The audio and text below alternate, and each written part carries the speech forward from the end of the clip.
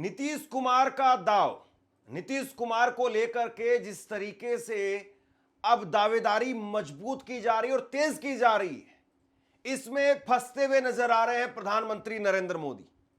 और सबसे बड़ी बात यह है कि कहीं बीच चुनाव के अंदर एनडीए के जहाज को नीतीश कुमार का यह दाव डुबो ना दे। दो बड़े नेताओं के बयान मैं आपको सुनाने वाला हूं, दो बड़े नेताओं के, और ये दोनों सहयोगी हैं एनडीए के। इसमें एक तरफ है उपेंद्र कुशवाहा और दूसरी तरफ है संजय झा। दोनों ने भरे मन से जो कुछ कहा है उसको आप गौर से सुनिए। और सबसे बड़ी बात यह है कि जिस तरीके से उपेंद्र कुशवाहा ने जोर देकर के कहा कि नीतीश कुमार मुख्यमंत्री थे, नीतीश कुमार मुख्यमंत्री हैं, नीतीश कुमार मुख्यमंत्री रहेंगे, इसके बाद में संजय झा जो कि जेडीयू के अध्यक्ष हैं लेकिन अमित शाह के करीबी हैं, खासम खास हैं, उनको भी यह बात कहनी पड़ गई। और सबसे बड़ी बात यही है कि अभी 4 दिन पहले जिस तरीके से महागठबंधन में ऐलान नहीं हो रहा था, उसको लेकर के मीडिया में तमाम तरह की कहानियां बताई जा रही थी। क्या कोई अब एनडीए को लेकर के ये कहानी बता सकता है कि एनडीए में क्या चल रहा है? और नरेंद्र मोदी के लिए नीतीश कुमार का नाम गले की फांस बनता जा रहा है, ना जिसको निगल सकते हैं ना उगल सकते हैं। आप एक बार जरा सुनिए उपेंद्र कुशवाहा को सुनिए, जिस लहजे में वो बोल रहे हैं, यानी सीधे तौर पर अब नीतीश कुमार के नाम का ऐलान चुनाव से पहले करना पड़ेगा, क्योंकि अभी करीब करीब जो है वो चुनाव में 15 दिन का समय बाकी है, पहले चरण के चुनाव में और दूसरे चरण के चुनाव में। और 15 दिनों में ये चीज बढ़ती चली जाएगी। और इस चीज को दूसरी तरफ विपक्ष वो रुकने नहीं दे रहा है। तेजस्वी यादव किस तरीके से पलटवार कर रहे हैं, मोदी के भाषणों को लेकर के कितना तगड़ा पलटवार उनका निकल करके सामने आया है, उनका जो तरीका है उसको लोग पसंद कर रहे हैं। उन्होंने किस अंदाज में अपनी बात कही है मैं आपको कुछ देर बाद में सुनाता हूं, लेकिन पहले आप एक बार जरा उपेंद्र कुशवाहा को सुनिए, इस करंट को महसूस कीजिए। कई बार मीडिया के बंधु पूछते रहते हैं कि बिहार का अगला मुख्यमंत्री इस चुनाव के बाद कौन बनेगा। मैं हाथ जोड़कर प्रार्थना करना चाहता हूं मीडिया के बंधुओं से भी, कृपा करके यह सवाल बिल्कुल मत पूछिएगा। नीतीश कुमार जी बिहार के मुख्यमंत्री थे, नीतीश कुमार जी बिहार के मुख्यमंत्री हैं और नीतीश कुमार जी बिहार के मुख्यमंत्री रहेंगे। इसमें कोई कंफ्यूजन की बात नहीं है, कहीं से कोई कंफ्यूजन की बात नहीं है। 100% जिस तरह से प्रत्येक दिन पूरब में सूरज का उगना निश्चित है, वैसे ही नीतीश कुमार का फिर से बिहार का मुख्यमंत्री बनना निश्चित है। उपेंद्र कुशवाहा वो इस बात को जानते हैं और मैं लगातार इस बात को कहता रहा हूं कि ये दो तरीके से है। पहला तरीका यह है कि अगर नीतीश कुमार का नाम नहीं लिया तो फिर उपेंद्र कुशवाहा का भी जो परंपरागत वोटर है वो समझ जाएगा कि सब लोग बीजेपी की चाल में चल रहे हैं, बीजेपी के भाव में बह रहे हैं और नीतीश कुमार को, पिछड़ों की राजनीति को, सबको खत्म कर दिया जाएगा। तो नीतीश कुमार का नाम लेना, पहली तो मजबूरी यही है कि वोट नहीं मिलेंगे बगैर नीतीश कुमार के। नीतीश कुमार को चाहे आप कितना ही नकार दीजिए, लेकिन नीतीश कुमार आज भी एक बहुत बड़ा फैक्टर है। और दूसरी बड़ी बात यह है कि नीतीश कुमार अगर रहेंगे तो ये राजनीति कम से कम पिछड़ा, अति पिछड़ा, दलित की जो राजनीति है वो चलती रहेगी। ये उपेंद्र कुशवाहा भी जानते हैं। यानी आज भी अगर वोट चाहिए तो इस राजनीति को बचाने के लिए नीतीश कुमार का सहारा है। और अगर भविष्य में यही राजनीति चलती रहे, बीजेपी अपनी राजनीति ना लेकर के आए, बिहार की राजनीति का डीएनए ना बदले, इसलिए भी नीतीश कुमार जरूरी है। अब आपने उपेंद्र कुशवाहा को सुना, एक बार जरा संजय झा को सुनिए। संजय झा जेडीयू के अध्यक्ष हैं, लेकिन पूरी तरह से बीजेपी के रंग में रंगे हुए हैं, लेकिन उसके बावजूद बोलना पड़ रहा है। मैं भी रिपीट करता हूं और आप भी बोलिएगा, नीतीश कुमार जी मुख्यमंत्री थे, नीतीश कुमार जी मुख्यमंत्री हैं और नीतीश कुमार जी मुख्यमंत्री रहेंगे। बहुत बहुत धन्यवाद। आपसे कुछ कहना चाहता हूं। आज के वक्त में पत्रकारिता करना कितना मुश्किल काम है, लेकिन अगर ऐसे में भी कोई आपकी खबर दिखा रहा है, कोई आपके मुद्दे पर बात कर रहा है, तो आपको भी उसका साथ देना चाहिए। अगर आपको लगता है कि मेरी पत्रकारिता सही है, मैं आपके लिए आपकी खबर वो दिखा रहा हूं, तो ऐसे में आप मेरा सहयोग कीजिए। आप इस वीडियो को जब लाइक करेंगे तो लाइक के साथ में ही एक थैंक्स का बटन आपको दिखाई देगा। उस थैंक्स के बटन पर आप क्लिक कीजिए और जो भी सहयोग राशि दे सकते हैं वो दीजिए। दूसरा, आप चैनल को ज्वाइन कर सकते हैं और चैनल को ज्वाइन करके भी मुझे मदद कर सकते हैं। अब इन दोनों ने जिस तरीके से, जिस अंदाज में बोला है, यह स्पष्ट हो गया है कि बीजेपी को यह चीज अब दरकिनार करनी आसान नहीं होगी। यानी नीतीश कुमार के नाम का ऐलान ना किया जाए और ऐसे ही चुनाव में उतरा जाए। कहीं ऐसा ना हो कि इस चुनाव का टर्निंग पॉइंट, इस चुनाव का मास्टर स्ट्रोक वो यही हो जाए कि देखिए भैया, चुनाव वहीं से पलट गया था और मास्टर स्ट्रोक तेजस्वी यादव का, इंडिया गठबंधन का वहीं पर हो गया था जहां उन्होंने तेजस्वी यादव को घोषित कर दिया था। और आपका चुनाव हारने का टर्निंग पॉइंट वहीं से टर्न ले गया था जहां पर आपने नीतीश कुमार को नहीं बनाया। यह कहीं ऐसा ना हो कि 14 तारीख को जब चुनाव के आंकड़े सामने आए तो शाम को बैठ करके, इस वक्त में शाम के समय पर एनडीए के लोग वो इस बात पर सोच विचार करें कि चलिए नीतीश कुमार को ही ढो लेते, उनके नाम को ही ढो लेते, उन्हीं के लिए दरी बिछा देते, लेकिन कम से कम सरकार तो बन जाती, साझेदार तो होते। अब तो देखिए तेजस्वी यादव सीएम बन गए। और सबसे बड़ी बात यह है कि कहीं ऐसा ना हो कि बीजेपी के लिए ही मास्टर स्ट्रोक बन जाए कि देखिए, हमने आपका नाम का ऐलान तो किया नहीं था, यह कहा था कि आपके नेतृत्व में चुनाव होंगे और अब आप बैठ जाइए घर पर। नेतृत्व में चुनाव तो बहुत लोगों के हुए हैं, उनको भी हमने घर बैठाया, आप भी घर बैठिए या केंद्र में आ जाइए। तो कुल मिलाकर के जिस तरीके की राजनीति बिहार में, या जिस तरीके की उठापटक बिहार में दिखाई दे रही है, निश्चित तौर पर एनडीए के लिए अच्छी नहीं कही जा सकती है। और दूसरी तरफ आपके सामने है तेजस्वी यादव। तेजस्वी यादव आपके सामने है जो बिल्कुल नए तरीके का प्रचार कर रहे हैं, बिल्कुल हट करके प्रचार कर रहे हैं। उन्होंने मोदी को ही अपना स्टार प्रचारक बना दिया, मोदी को ही मंच पर बुलवा रहे हैं, खुद खामोश हो गए तेजस्वी यादव। एक बार जरा सुनिए, तेजस्वी यादव ने अपने हाथ में एक टेप रिकॉर्डर लिया और उस पर मोदी जी के भाषण चला दिए। मोदी जी के वादे बिहार को लेकर के जो उन्होंने किए हैं, 11 साल में जो बड़ी बड़ी बातें कही हैं, वो सब सुना दी। तो गरीब की परवाह तक नहीं, ये गरीबी का हाल कर दिया है। वोट करने जाए तो जरा घर में जो गैस सिलेंडर है ना, उसको जरा नमस्कार करके जाइए। गैस सिलेंडर छीन लिए इन लोगों ने, और गैस जिस प्रकार से महंगा कर दिया है, याद करके जाइए। गरीब को कुछ मुफ्त में दे दो, उसको चाहिए। आज वादा करता हूं, दिल्ली सरकार 1.25 लाख करोड़ रुपए का पैकेज देगी। स्पेशल स्टेटस की बात हो, स्पेशल अटेंशन की बात हो, जो भी करने की आवश्यकता होगी, दिल्ली में आने वाली नई सरकार उसकी वो प्राथमिकता होगी। यहाँ पर एक शुगर की चीनी की मिल थी, ताले क्यों लग गए भाई? गन्ना करने की खेती करने वाले किसान का क्या हुआ? हिंदुस्तान के एक एक गरीब आदमी को मुफ्त में 15-20 लाख रुपए भी मिल जाए। एक एक पाई हिंदुस्तान की वापिस लाई जाएगी। मैंने सिर्फ देश से 50 दिन मांगे हैं, 50 दिन।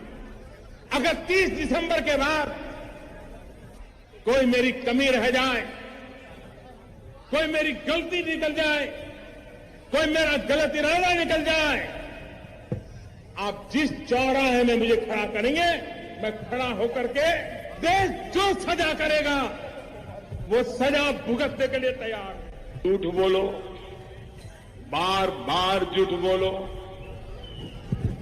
जो भी बोल सकते हैं सब झूठ बोलो, जहां भी बोल सकते हैं झूठ बोलो, जितनी बार बोल सकते हैं झूठ बोलो, किसी भी विषय पर बोलो तो सिर्फ और सिर्फ झूठ बोलो। एक ही काम, झूठ बोलो, झूठ बोलो, झूठ बोलो, बार बार बोलो, बार बार बोलो, बार बार बोलो, हर जगह पे बोलो और जोर जोर से बोलो। अरे हम तो फकीर आदमी हैं, झोला लेके चल पड़ेंगे जी। आप मुझे बताइए, अगर इसी प्रकार से महंगाई बढ़ती गई तो गरीब क्या खाएगा? आज की तारीख में अगर बात करें तो एक तरफ एनडीए है, एक तरफ इंडिया गठबंधन है। एक तरफ नरेंद्र मोदी का चेहरा है, नीतीश कुमार का चेहरा है, दूसरी तरफ राहुल गांधी, तेजस्वी यादव का चेहरा है। और अभी राहुल गांधी की एंट्री कायदे से इस चुनाव में हुई नहीं है, अकेले तेजस्वी यादव इस चुनाव को लीड कर रहे हैं, उनको चेहरा भी घोषित कर दिया गया है, तो डबल पावर है। अब दूसरी तरफ बीजेपी के खेमे से जो चीजें निकल करके सामने आ रही है, मोदी जी रील वगैरह की बात कर रहे हैं कि रील जो है वो बनाने से इतने पैसे मिल रहे हैं, और तेजस्वी यादव वो क्या कह रहे हैं। तो यही जो है वो अपने आप में एक तराजू है, जनता तराजू लेकर के आज बैठी हुई है। कौन क्या बोल रहा है, किसकी बात में कितना दम है, कितना वजन है, ये सबसे बड़ी बात है।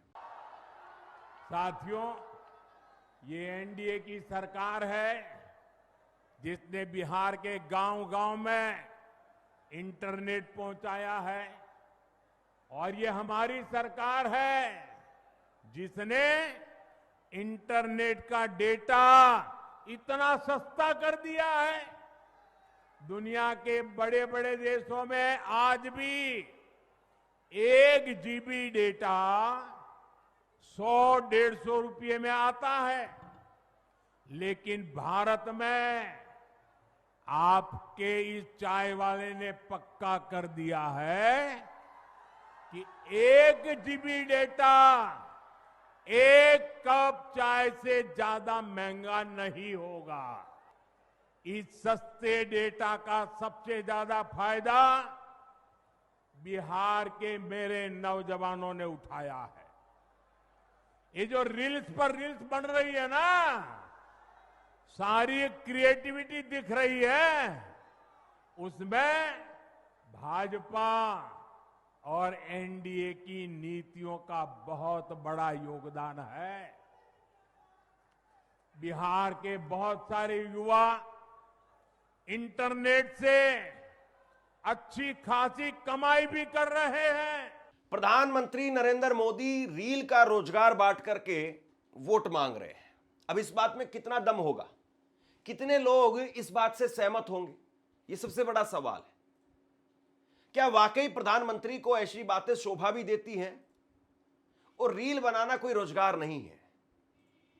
रील बना करके जरूरी बात, सही बात है कि बहुत सारे लोगों ने अपने टैलेंट को दिखाया, जिनको कोई मंच नहीं मिला, जिनको किसी ने मंच दिया नहीं, उन लोगों ने रील के जरिए या सोशल मीडिया पर वीडियो बना करके अपनी कला को, अपनी पहचान को एक नई पहचान दी। लेकिन आप सबके लिए तो ये बात नहीं कह सकते हैं। हुनरमंद कोई एक आदमी होता है, हजारों में से कोई एक हुनरमंद आदमी होता है, और बाकी लोग केवल देखा देखी करते हैं। देखा देखी करने वालों की वीडियो नहीं चलती है। हुनरमंद आदमी को लोग सलाम करते हैं, और हुनरमंद आदमी तो वो तो वैसे भी बहुत ज्यादा लंबे वक्त तक उसकी आवाज को आप दबा नहीं सकते हैं, उसकी कला को आप खामोश नहीं कर सकते हैं। लेकिन ये कहना कि रील बना करके बिहार के लाखों युवा वो पैसा बना रहे हैं या बना सकते हैं, ये कहां तक उचित है, और इसको कितने लोग जो है वो स्वीकार करेंगे। तेजस्वी यादव दूसरी तरफ घोषणा पर घोषणा कर रहे हैं, अलग अलग समुदायों के लिए वो घोषणा कर रहे हैं कि इस समुदाय को हम ये देंगे, इस समुदाय को हम ये देंगे, और वो प्रैक्टिकल बात यहां पर एक तरीके से बताते हुए नजर आ रहे हैं कि हम इतना देंगे, इस तरीके से देंगे। अब इस बात में ज्यादा वजन है या मोदी की रील में ज्यादा वजन है, आप लोग तय करिए। मेहनत कश जो लोग, चाहे नाई हो, कुम्हार हो, बढ़ई हो, लोहार हो, इन जातियों के आर्थिक उत्थान, उन्नति के लिए एवं स्वरोजगार के लिए 5 साल के लिए 5 लाख की एक मुश्त ब्याज रहित आर्थिक सहायता राशि प्रदान की जाएगी। इस राशि से ये आधुनिक टूल्स और औजार जो है स्वरोजगार के लिए खरीद सकते हैं। त्रिस्तरीय पंचायत प्रतिनिधियों एवं ग्राम कचहरी प्रतिनिधियों का मानदेय भत्ता दुगुना किया जाएगा। हमारी सरकार बनने पर, महागठबंधन की सरकार बनने पर, पूर्व पंचायत एवं ग्राम कचहरी प्रतिनिधियों को पेंशन राशि देने की शुरुआत की जाएगी। कई राज्यों में पेंशन है देने का, लेकिन बिहार में नहीं है। और पंचायत प्रतिनिधियों और ग्राम कचहरी प्रतिनिधियों की ये मांग थी लंबे समय तक कि उनको भी जो है पेंशन दिया जाए। उन लोगों से भी हमारी मुलाकात हुई थी और हम लोगों ने तय किया है कि इनको पेंशन भी दिलाया जाए। त्रिस्तरीय पंचायत एवं ग्राम कचहरी प्रतिनिधियों का 50 लाख का बीमा किया जाएगा। 2001 में पंचायत प्रतिनिधियों की शक्तियों के प्रतिनिधान हेतु राज्य सरकार द्वारा जारी संकल्प पत्र को पुनः जो है हम लोग जो है लागू किया जाएगा। बिहार का चुनाव अपने आप में बहुत इंटरेस्टिंग है। बिहार के चुनाव में जो कुछ हो रहा है इसको देश देख रहा है और बिहार के चुनाव का रिजल्ट जो परिणाम निकल करके सामने आएगा, निश्चित तौर पर देश की राजनीति पर उसकी छाप जरूर देखी जाएगी। देश की राजनीति सुस्त हो जाएगी, ठंडी पड़ जाएगी। ये मान लिया जाएगा कि नहीं, मोदी का कोई मुकाबला नहीं है और मोदी भले ही 240 पर हो या 300 350 सीटों पर हो, कोई मोदी को हरा नहीं सकता है, ये मान लिया जाएगा। एक तरीके से लोग कहेंगे, उनके समर्थक कहेंगे, इस बात को गाजे बाजे के साथ में गोदी मीडिया कहेगी। और अगर दूसरी तरफ नतीजे कुछ ऐसे निकल करके सामने आए कि बिहार से सफाया हो गया, तो फिर उसके बाद में राजनीति वो एक नई करवट लेगी और उसके बाद में ये देखना दिलचस्प होगा कि नीतीश कुमार, उनके सांसदों का क्या होगा। नीतीश कुमार के सांसद वो टूट करके बीजेपी में चले जाएंगे, नीतीश कुमार खुद आकर के इधर बैठ जाएंगे। हालांकि अगर पूर्ण बहुमत की सरकार महागठबंधन बना पाने में कामयाब रहा तो नीतीश का अध्याय अपने आप वैसे ही समाप्त हो जाएगा। और अगर पूर्ण बहुमत के आसपास बीजेपी पहुंच गई, चिराग पासवान और इन सबको लेकर के पहुंच गई, तो भी नीतीश कुमार का अध्याय समाप्त हो जाएगा। नीतीश कुमार का अध्याय तो तभी बचेगा जब इधर और उधर दोनों जगह पर उनकी जरूरत रही, यानी 50-60 सीटें अगर नीतीश कुमार के पास रही तो नीतीश कुमार का अस्तित्व वो बचा रहेगा। और ये पूरे देश की राजनीति में बड़ा अलग जो है वो एक तरीके का अध्याय है कि जिसकी 50-60 सीटें हैं वो मुख्यमंत्री है और वही मुख्यमंत्री रहेगा। लेकिन अगर सीटें नहीं आई तो फिर खेल खत्म। और बीजेपी एक ही चीज को बार बार कैसेट में डाल करके घुमा करके फिर बार बार चला रही है कि लालू यादव का जंगल राज आ जाएगा। अगर तेजस्वी यादव को सीटें मिली, तेजस्वी यादव को वोट मिली, तेजस्वी यादव मुख्यमंत्री बनने में कामयाब रहे, तो लालू यादव का जंगल राज आ जाएगा। लेकिन लालू यादव का जंगल राज था या लालू यादव ने पिछड़ों को, अति पिछड़ों को, दलितों को, महादलितों को, उनको एक पहचान दी, ये सबसे बड़ा सवाल है। संविधान बचाना है, संविधान हमारी शक्ति है। इसी संविधान के लिए लालू प्रसाद यादव जी ने लड़ाई लड़ने का काम किया है। लालू प्रसाद यादव यही वो मंच है जिस मंच पर लालू प्रसाद यादव जी को भारतीय जनता पार्टी के लोगों ने कहा था कि लालू प्रसाद यादव का सामाजिक न्याय धोखा है। मैं पूछना चाहता हूं भारतीय जनता पार्टी से कि लालू प्रसाद यादव का सामाजिक न्याय धोखा होता तो पहाड़ पर पत्थर फोड़ने वाला भगवतिया मुसहर की बेटी एमपी नहीं बनती। लालू प्रसाद यादव के सामाजिक न्याय धोखा होता। देख, मुसहर का बेटा चूहा पकड़ने का वाला का बेटा या राम वृक्ष सदा विधायक नहीं बनता। लालू प्रसाद यादव का सामाजिक न्याय धोखा होता तो जो है मेहतर का बेटा मोहन राम जो विधायक नहीं बनता। लालू प्रसाद यादव का सामाजिक न्याय धोखा होता तो डोम का बेटा भोलाराम तूफानी बिहार सरकार में मंत्री नहीं होता। लालू प्रसाद यादव का सामाजिक न्याय धोखा होता। तत्वा का बेटा रविंदर ताती एमएलसी नहीं होता। लालू प्रसाद यादव का सामाजिक न्याय धोखा होता। कहार का बेटा रामबली चंद्रवंशी एमएलसी नहीं होता।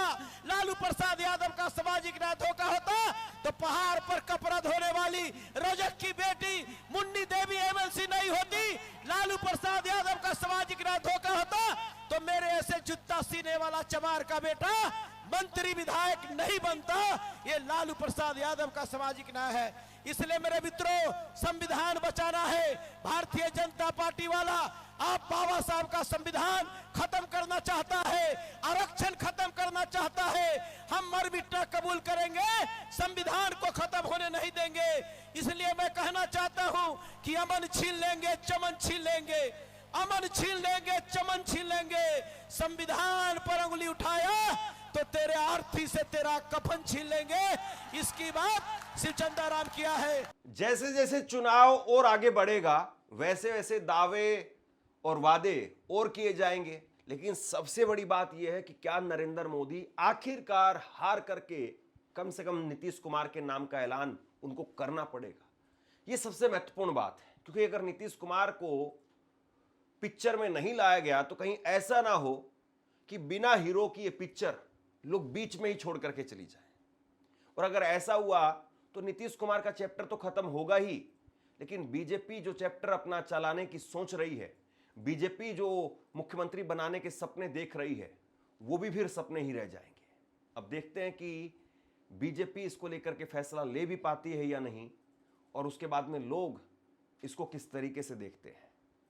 आप क्या सोचते हैं नीचे कमेंट बॉक्स में लिख करके जरूर बताइए। इस खबर को शेयर कीजिए। धन्यवाद।